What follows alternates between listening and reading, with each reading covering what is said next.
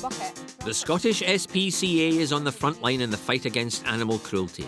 And every year the charity saves thousands of pets, livestock and wildlife. We're going behind the scenes at the Society to reveal how they rescue Scotland's injured, abused and neglected animals.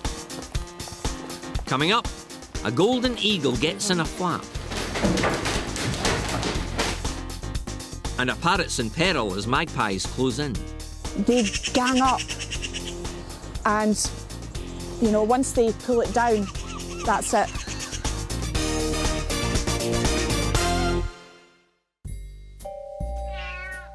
When a cat you don't know comes calling at your door, the best thing to do is ignore it. It will probably have an owner, and it's just on the lookout for some extra food, love and attention. But sometimes it won't go away. That's what's happened here in the Raploch area of Stirling. Maybe because I've been petting him, he's been coming more than usual. But I just noticed his leg the other day and thought he was limping and he wouldn't let me touch it. And then this morning it was all inflamed. Animal Rescue Officer Bob Wards arrived to see if he can get to the bottom of what's going on. It actually looks like either there's been an abscess there before, because it looks like a little cut. Right. So it looks like it's maybe even just burst already. Or he's got a scratch that's just become a wee bit infected. We'll get him to the vets and get him checked out, because they'll check his teeth, they'll check a wee bit of a wee MOT, you know. Go on, no, gorgeous, what's wrong? Hope it gets fixed and he gets found a new home. Nah. Because he's fine sleeping outside in this weather, but and the weather starts to get worse, then I don't know what had happened to him. Oh, wee man. Bob will take the cat to a vet where the mystery wound can be investigated. It'll also be checked to see if it's got a microchip. If it does, finding the owner should be easy and they can be reunited.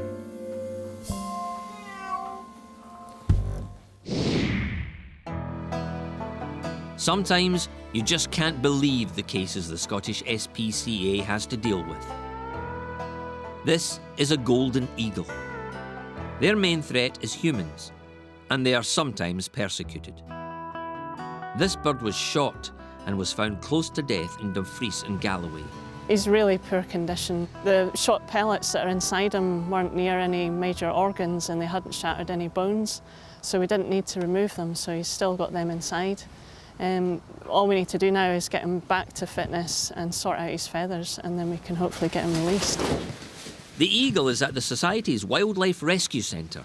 He'll have to be given medication to make sure he is well enough to survive the rigorous rehab regime he's going to have to go through to get fit enough for release back into the wild. It's okay, we move really slowly. He's not going to get too stressed. I'm just opening his beak up now so he can put the meds inside. You can see he's quite scruffy around his face. He's just in generally poor condition. He's put on a lot of weight now, so he's getting stronger. Yeah. Because of the damage to his feathers, our eagle isn't able to fly. So he'll spend the next few weeks in this room at Fishcross, building up his strength on rabbits and the like, until the next part of his treatment begins.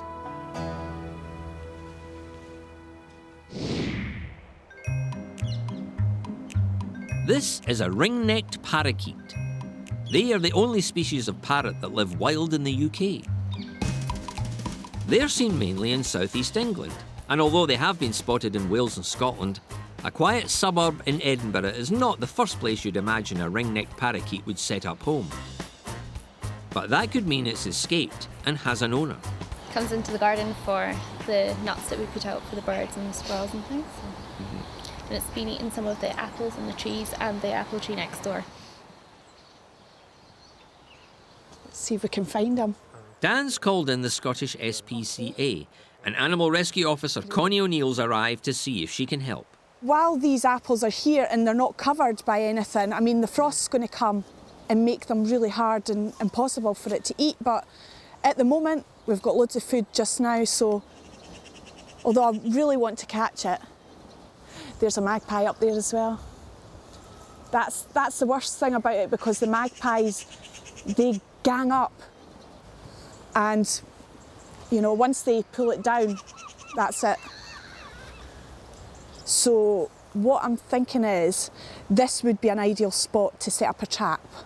I've got a trap that's really for pigeons, but I'm hoping that if he sees the food in the trap, that he might be interested in it. Nice fresh banana, some nuts.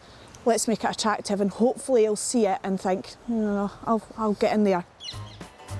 Parakeets are inquisitive birds, so it'll definitely be intrigued by the trap. But they're also very intelligent, so there's a high chance it'll ignore the bait and Connie won't be able to catch it.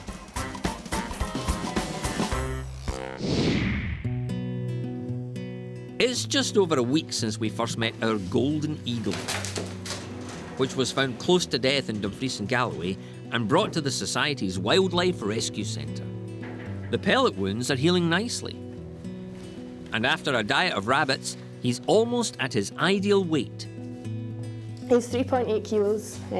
That's kind of top weight for a male golden eagle, so we wouldn't expect him to put on much more than that. And now, the bird whose staff have named Sol will be transferred from the mammal unit to an aviary. So this is his new home for the next few months. Yep.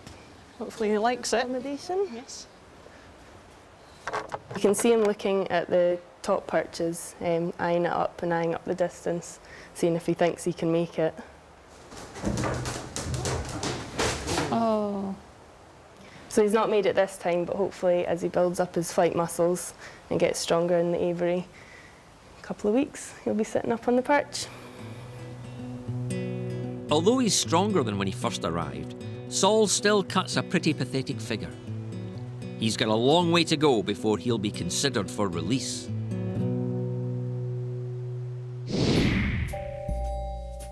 Animal Rescue Officer Bob Wards picked up a cat with a mystery injury on its leg. Bob's brought the animal to a vet in Stirling to find out what she thinks. You're not happy, are you? Can I get a wee look at your leg? Would that be alright? Yeah. See, I had a wee scratch in it, but I didn't know It's what. got a wee puncture wound. Wee puncture eye. He's been about for 2 months.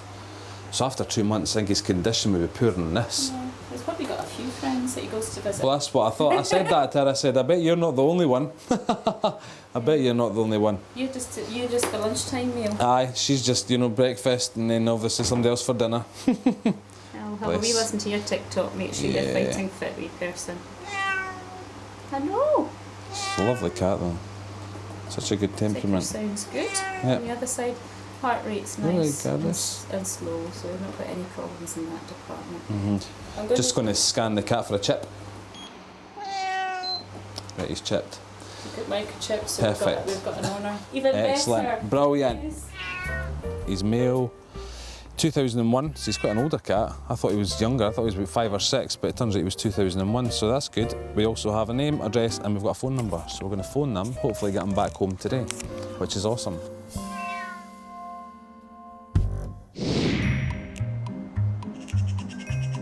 In Edinburgh, Connie O'Neill has been called in to trap a parakeet that's made this garden its home.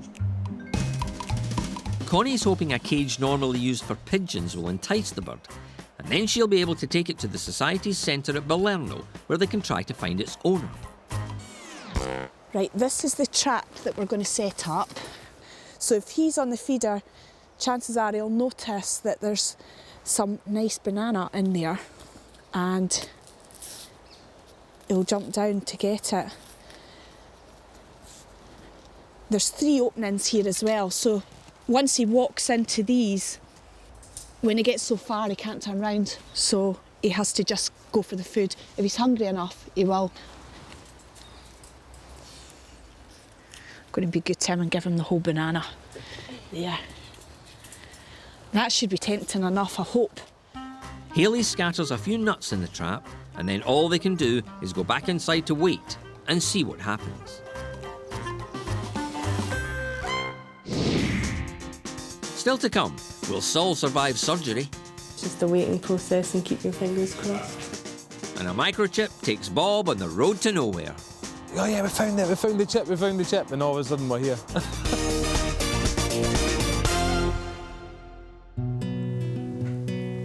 6 weeks ago, Saul the golden eagle was battling to get fit after being shot in the Scottish borders.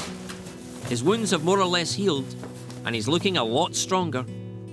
But there's been a complication, so he needs to see the vet. Saul has developed a problem with one of his feet. So I'm just anaesthetising the eagle so that we can safely have a look at his feet, because they don't look very big, but those could go right through my arm and injure me, and I need to have a really good look and then take some x-rays without the feet moving. It looks like the anaesthetic is working and Saul will be unconscious very soon. He'd been on the ground for a long period of time, not flying, and so he developed sort of pressure sores on his feet, and although some of the other injuries and things are doing well, he's really battled because he's so unfit and he's not been able to fly. His feet haven't really improved, and this one's actually seems to have gotten a little bit worse, unfortunately. So even though it looks like a small hole, you can't really underestimate this condition. It's very serious. I mean, they can lose a toe and then they wouldn't be releasable. It's a bit nerve-wracking. I get nervous whenever he puts anything under, but he's a good vet, so hopefully you'll do good for him. The operation on Saul will take about half an hour. Romaine has to cut into the flesh to open up the toe while Alex makes sure the eagle's breathing is stable under the anaesthetic. There's a lot of blood because the digit has been irritated by infected tissue, so all the blood vessels are dilated. A pethidine mix is used to flush out the wound. It also has a bit of an antibiotic effect and will help to kill any nasty bacteria. So I don't know if you can see, when I put fluid in, it puffs up like a balloon. Yeah. So that was the space made by the fluid that sort of has drained, but it is a big empty space. You know, and you're probably going to get some fluid draining from here over the next couple of days. The wound needs to be stitched up and then bandaged. Because of the damage to his feathers, Saul can't fly. So he has to stand all the time, which means the pressure on his feet is far greater than it should be. The swelling could take several weeks to go down. It's not clear whether he's still going to be okay, so I think it's just a waiting process and keep your fingers crossed. The worst case scenario is that infection will actually get into the bones of the feet and destroy them, and that back toe, called the hallux with a very big talon on, is probably the most important digit on that bird's toe. It needs to be able to close that very effectively to actually kill the animals that it's going to catch. So if that doesn't work, the bird cannot hunt and it will die. There are no guarantees for Saul.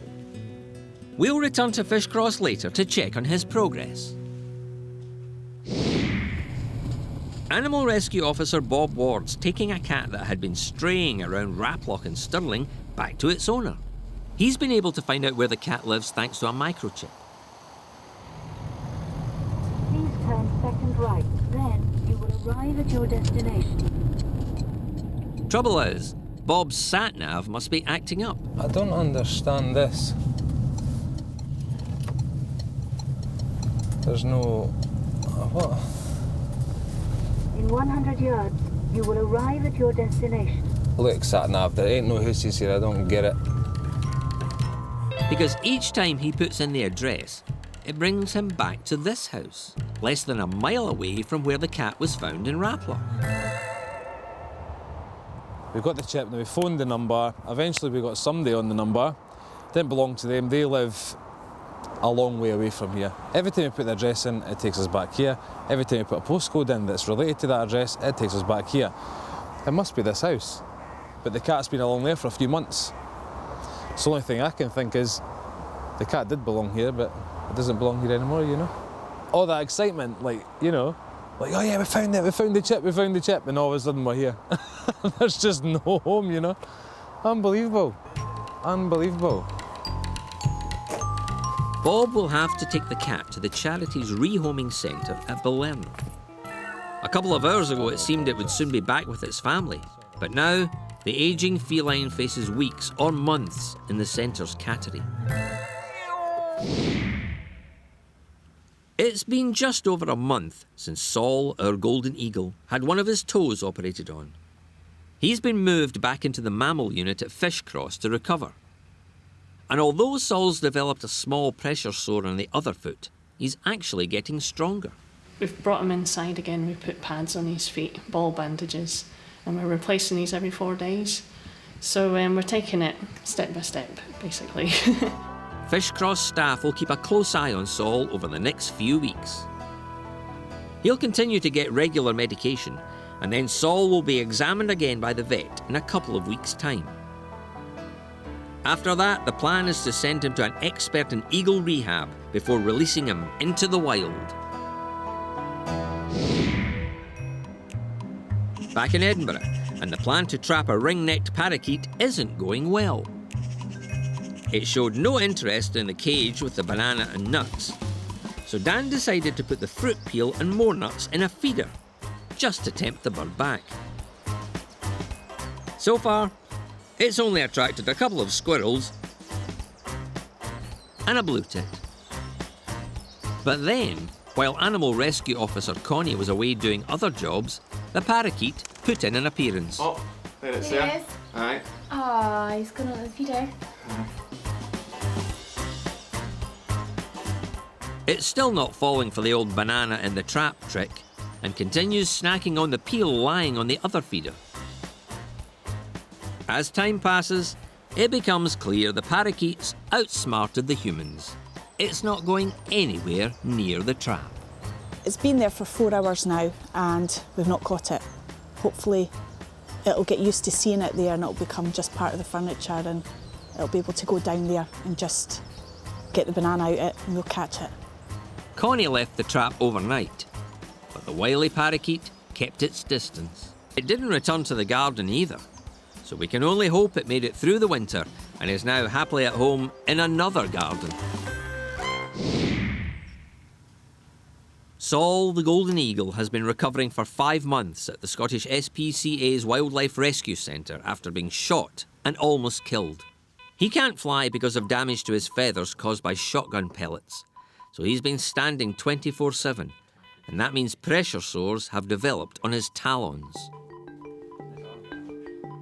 He's already had one operation on a toe, and an X-ray will show if more surgery is required. There is a small bit of bone here that looks like it's been damaged with the original infection, but most of the joint surfaces are actually okay, so I don't think that's to do with why this looks like it's just the nail, the talon. There is this bone underlying it, and that's what's dislocating there. I think it is just that it's all very flabby and loose because it's been stretched by the infection. And so I can go and actually suture some of that loose tissue together and make it actually tighter so it doesn't dislocate. We'll put that in a bandage. But the rest of the bone looks quite good, so there's no infection going on there. That's encouraging for Saul, but the only way Romaine is going to know for sure what's going on is to open up the toe again and have a look inside. We've reached a critical point in Saul's recovery. I've mainly cut away dead tissue and that won't bleed, but it has calmed down. Surgery is really just controlled wounding. I'm actually cutting tissues and just putting them in the right position so that his body can heal them. If his body doesn't do its job or he keeps injuring it, there isn't anything else that I can do. So I've done my bit, and now it's really up to Saul to see if he's going to recover and we can get him back to the wild. I think we've always got that at the back of our minds. Obviously with Saul, he's been in since, well, he's been with us about 5 months now. And when you're working with an animal every day, you can't not get attached. So maybe, I don't know, me and Lorraine might want to be a bit more lenient, but the end point is if he can't be released, he's not going to do. I have become a bit attached to him, but that's my job, is to be the custodian of his welfare and to make the difficult but sensible decisions. Saul is a wild eagle, so he does not enjoy being here, he does not enjoy being handled, he doesn't enjoy anything we're doing, but it's a necessary evil if we can return him to the wild. If we can't return him to the wild, he's not a zoo eagle, he's not grown up and been used to people. It would not be fair to keep him in captivity for many years. He'd be miserable, and we'd have to make that difficult decision of putting him to sleep. Sadly for Saul, that decision did have to be made 2 weeks later, when it became obvious his toe wasn't healing. It would have been cruel to have released him back into the wild when he couldn't hunt and would have eventually starved to death. I was absolutely devastated. They're such majestic creatures, and to be that close and have so much to do with them, it's just amazing. We'd put a lot of effort into trying to get him better, fixing his feet and trying to help him, so it was a lot of work for such a bad ending. I felt really privileged that I'd gotten the opportunity to work with such an amazing bird, but just saddened that the outcome was how it was.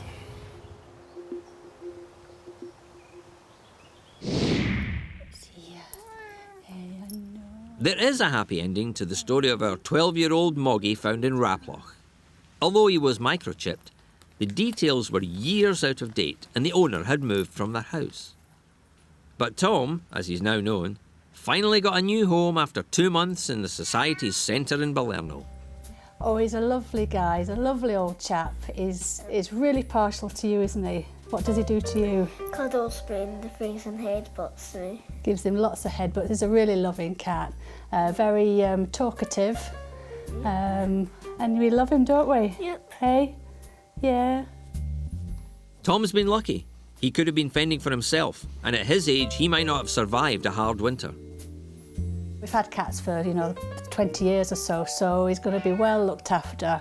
Probably spoilt rotten in his golden years, although we're hoping he's got, a lot of years still ahead of him. He's a very fit 12-year-old, so he'll be spoilt rotten and loved to bits.